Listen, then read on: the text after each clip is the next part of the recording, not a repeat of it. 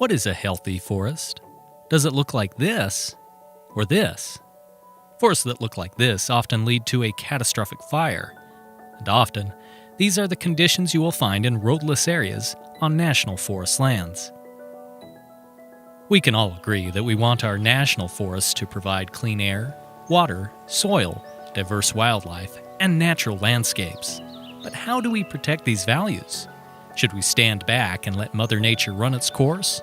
Or actively manage the landscape to promote healthy, thriving forests? Today, the U.S. Forest Service manages 8.1 million acres of federal forest lands within the state of Utah. Of that land, over 4 million acres are managed as roadless. These areas are largely off limits to new road construction and timber cutting. The idea behind the Roadless Rule was that a prohibition on new roads and timber cutting would protect our national forests' roadless values that we all treasure. The reality is that Utah's forests are changing. A combination of extreme drought, climate change, insect and disease epidemics, suppression of historic wildfires, and a buildup of dead wood and underbrush have severely damaged some of Utah's national forests. Utah has also changed over the past 18 years since the Roadless Rule was created, with more people moving in and communities being developed near our national forests.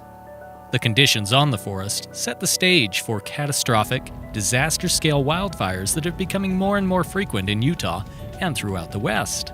While fires occurred across federal, state, and private lands, Utah's 5 largest fires of 2018 all burned significant portions of Forest Service roadless areas. These include the Bull Creek Fire, Dollar Ridge, Coal Hollow, Bald Mountain, and the Trail Mountain Fire.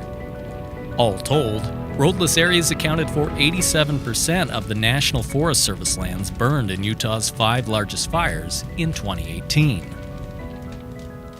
While historical wildfires actually help the landscape, modern catastrophic wildfires fueled by built-up fuels from 100 years of fire suppression often have the opposite effect and can severely harm the roadless values on National Forest Service lands, not to mention the forest.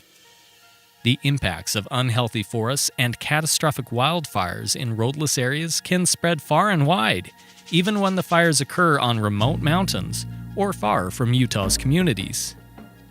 Smoke from the Bull Creek and Bald Mountain fires filled the valleys of the Wasatch Front, damaging air quality and impacting our health. Even today, mudslides threaten the safety of homes in southern Utah Valley. Runoff from the 2017 Bryan Head Fire polluted the drinking water for Panguitch City, forcing them to drill new wells to secure a reliable water supply at a cost of $2.6 million.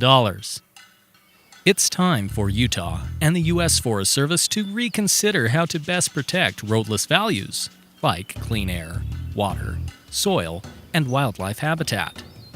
Utah's request to the U.S. Forest Service is to ask if the 18-year-old Roadless Rule is really the right tool to respond to drought, climate change, insects, disease, and other problems threatening our national forests. So, the state of Utah is asking the Forest Service to create a new Utah-specific Roadless Rule, a rule that protects roadless values and will help improve forest conditions. Sometimes the Forest Service needs to cut down trees to promote healthy, well-spaced woodlands.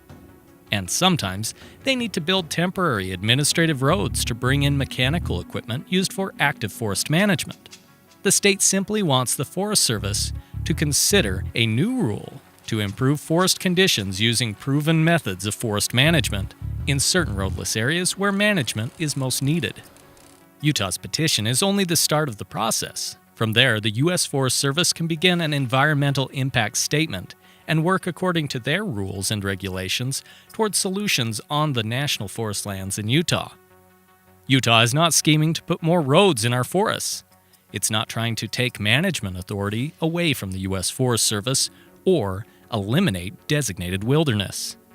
Utah is asking for updated rules designed for Utah's unique forest ecosystems to protect the roadless values of our national forests through proactive solutions.